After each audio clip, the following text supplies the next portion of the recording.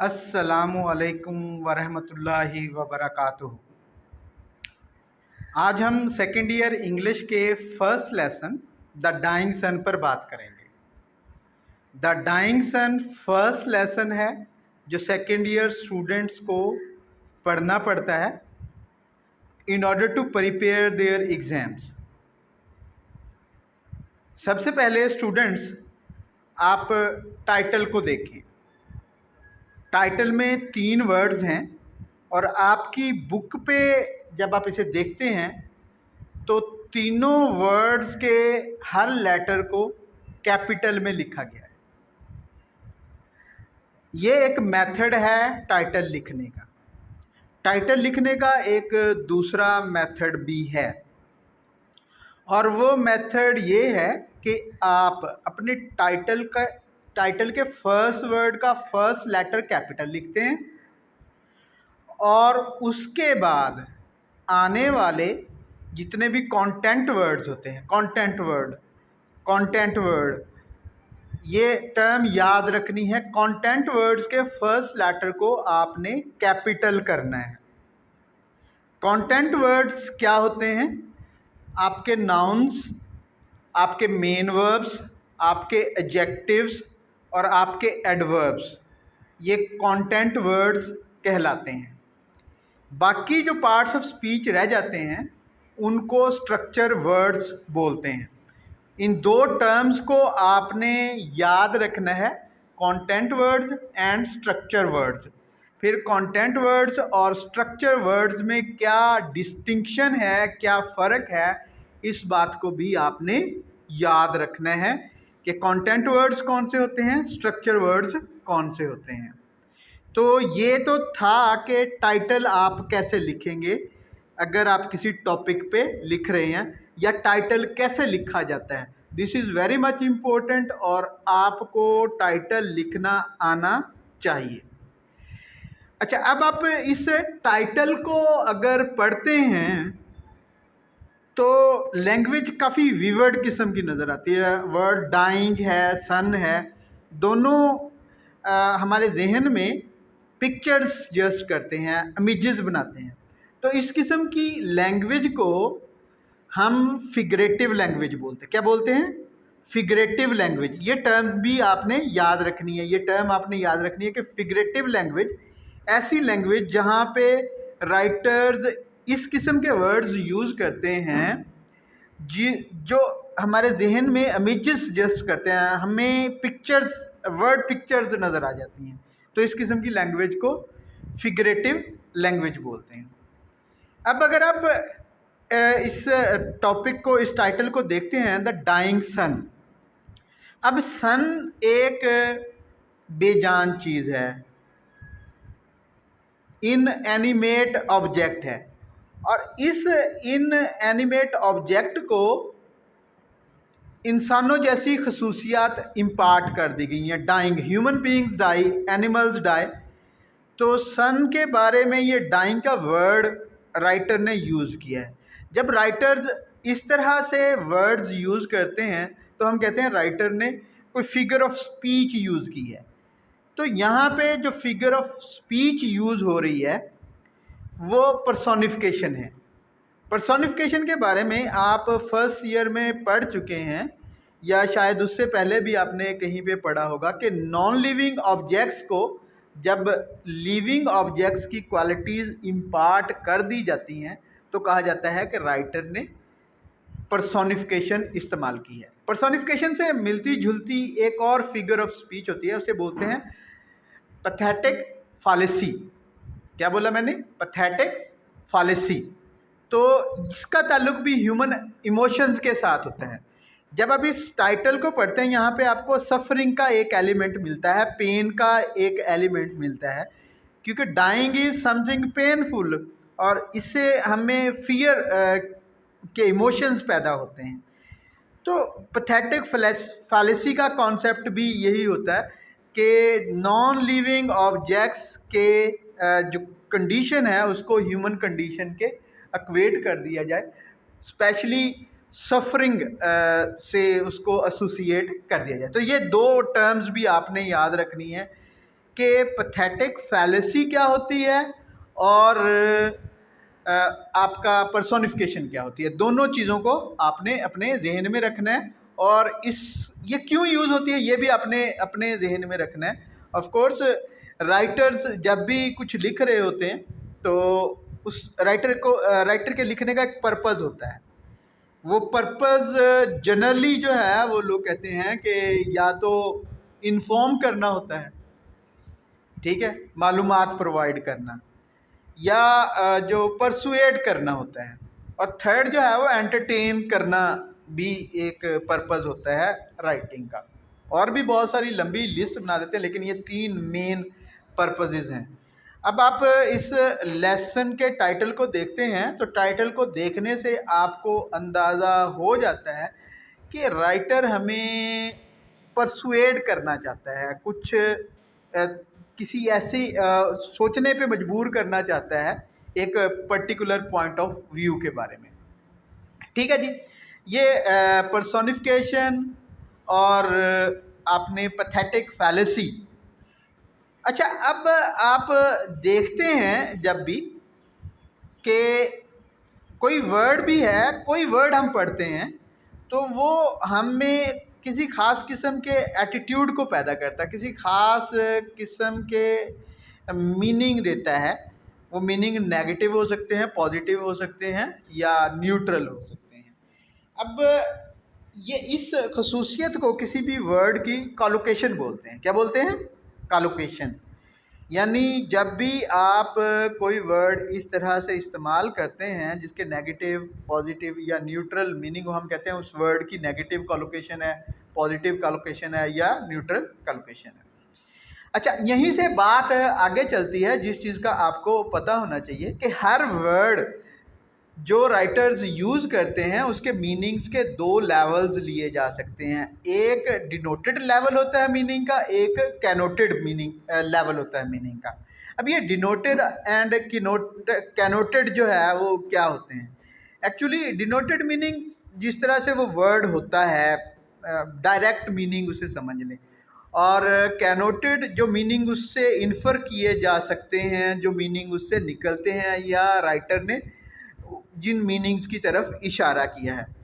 Denoted और कैनोटेड के लिए एक और टर्म भी एक्सप्लिसिट और इम्प्लिसिट यूज़ होती हैं। तो ये नए वर्ड्स हैं वोकैबुलरी के, इस टर्मिनोलॉजी को भी आपने याद रखना है कि ये टर्मिनोलॉजी क्या है, और whenever you are reading something आप वहाँ पे जाके इस टर्मिनोलॉजी को अप्लाई करने की कोशिश करें। ठीक है, अब ये टाइटल के बारे में जनरल सी डिस्कशन थी। अब अगर आप इस टाइटल को देखते हैं तो ये 3 वर्ड्स पर मुश्तमिल है। पहला आर्टिकल है, उसके बाद डाइंग जो एक एडजेक्टिव लगा हुआ है, सन नाउन है।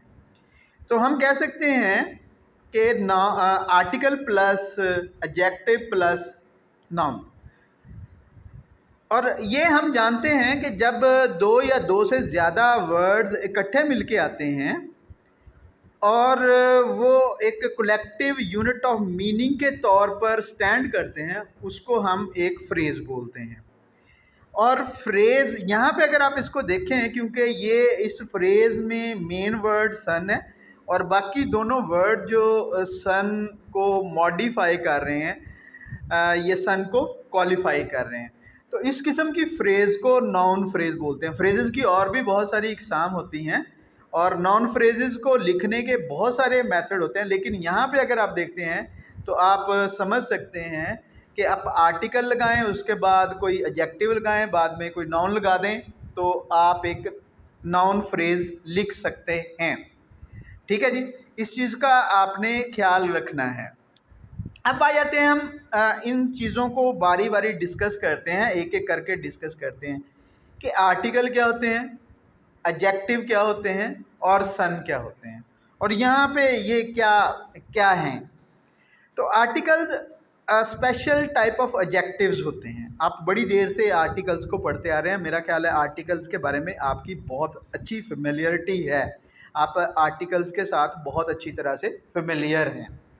लेकिन फिर भी क्योंकि ये छोटा सा टॉपिक है, मैं चाहता हूँ कि इसे आज ही हम अपने रास्ते से हटा दें। There are two types of articles. Articles की दो किस्में होती हैं। छोटा सा टॉपिक है इसलिए जो है मैं इसे डिटेल में डिस्कस कर रहा हूँ। तो एक डेफिनेट आर्टिकल होते हैं, एक इंडेफिनेट आर्टिकल होते हैं। क्या होते हैं? एक डेफिनेट आर्टिकल होते हैं, एक इंडेफिनेट आर्टिकल्स होते हैं। अब डेफिनेट आर्टिकल्स में आपका द आता है और इंडेफिनेट आर्टिकल्स में आपका एन और आ आता है। अब यहाँ पे अगर आप देखें तो डेफिनेट आर्टिकल लगा हुआ है। मैं अभी पूरी डिटेल में नहीं जा रहा, जहाँ पे डिफरेंट किस्म के आर्टिकल्स यूज़ होंगे वहाँ पे मैं आपको बताऊँगा या आपसे भी पूछूंगा इंटरेक्शन के थ्रू कि ये यहाँ पे ये आर्टिकल क्यों लगा हुआ है। अब सन क्योंकि एक यूनिक किस्म का ऑब्जेक्ट है, तो इसलिए यूनिक ऑब्जेक्ट्स के साथ हम डेफिनेट आर्टिकल द यूज़ करते हैं। क्या करते हैं? द इसको दोनों द और दी दोनों तरह से जो है वो प्रोनाउंस किया जाता है। डिफरेंट लोग, डिफरेंट टीचर्स डिफरेंट रीजंस बताते हैं, लेकिन जो बहुत क्लोज रीज़न लगती है कि कहाँ पे आपने दा बोलना है, इसे कहाँ पे दी बोलना है, वो ये कि अगर आर्टिकल डेफिनेट आर्टिकल के बाद वाले वर्ड की साउंड कॉन्सोनेंट हो, ठीक है, कौन सी साउंड हो? कॉन्सोनेंट। कौन सी साउंड हो? कॉन्सोनेंट।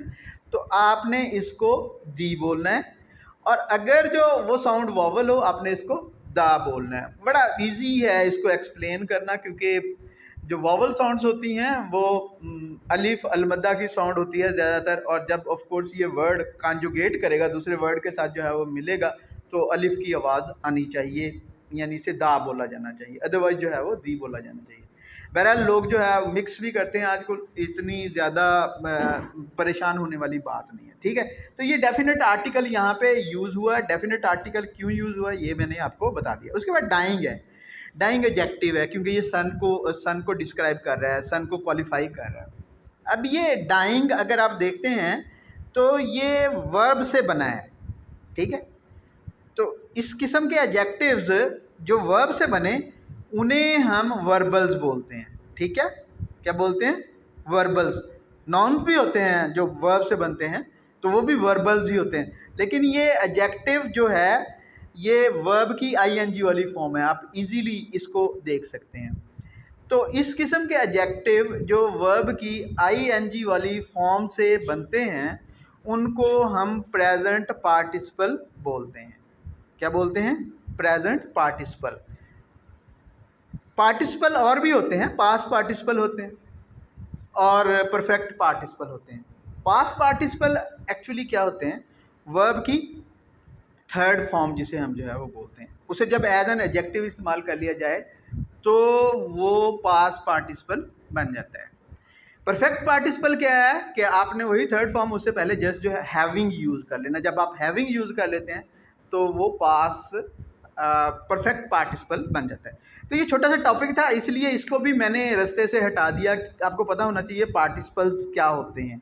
आप बोलेंगे कि वर्ब की आईएनजी वाली फॉर्म को या वर्ब की थर्ड फॉर्म को या वर्ब की थर्ड फॉर्म से पहले हैविंग लगा के हम जब एज एन एडजेक्टिव इस्तेमाल करते हैं उसको हम पार्टिसिपल बोलते हैं। और पार्टिसिपल बेसिकली इनकी और भी इनकी पैसिव फॉर्म्स भी होती हैं, लेकिन तीन ज़्यादा मशहूर फॉर्म्स हैं, तीन ज़्यादा मशहूर काइंड्स हैं, वो आपके जहन में होनी चाहिए कि प्रेजेंट पार्टिसिपल कौन से होते हैं, पास्ट पार्टिसिपल कौन से होते हैं और परफेक्ट पार्टिसिपल कौन से होते हैं। अच्छा, उसके बाद नेक्स्ट वर्ड जो आप देखते हैं वो नाउन है। क्या है? नाउन है।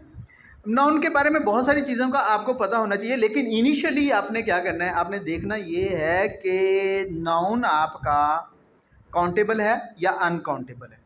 बहुत सारे नाउन्स को इंग्लिश में काउंटेबल लिया जाता है, यानी उनको गिना जा सकता है, और बहुत सारे नाउन्स को अनकाउंटेबल लिया जाता है, यानी उनको गिनते नहीं हैं, उनके प्लूरल बनाने का रिवाज नहीं है। फिर ऑफ कोर्स जब आप काउंटेबल अनकाउंटेबल देख लेंगे, अगर वो काउंटेबल होगा या तो वो सिंगुलर होगा या वो प्लूरल होगा। क्या होगा? या वो सिंगुलर होगा या प्लूरल होगा। इसके बाद में आने वाले लेसन में हम एक्चुअल टेक्स्ट को डिस्कस करना शुरू करेंगे द डाइंग सन के, लेकिन फ़िलहाल के लिए इतना ही काफ़ी। आपने इस लेक्चर में देखा कि टाइटल कैसे लिखते हैं, उसके अलावा आपने देखा कि फिगरेटिव लैंग्वेज क्या होती है और टू फिगर्स ऑफ स्पीच पे बात की। आपने देखा कि वर्ड्स के मीनिंग के दो लेवल होते हैं, connoted level and denoted level, explicit और इम्प्लिसिट। और उसके अलावा आपने देखा कि नाउन फ्रेज को किस तरह से कंस्ट्रक्ट करते हैं, और डेफिनेट आर्टिकल और इनडेफिनेट आर्टिकल्स के बारे में भी बात हुई। और फाइनली हमने participles, 3 different kinds of participles use किए। वेट अ मिनट, हमने काउंटेबल और अनकाउंटेबल नाउन्स की भी बात की। तो ये सारी की सारी चीज़ें बहुत ज़्यादा इम्पोर्टेंट हैं।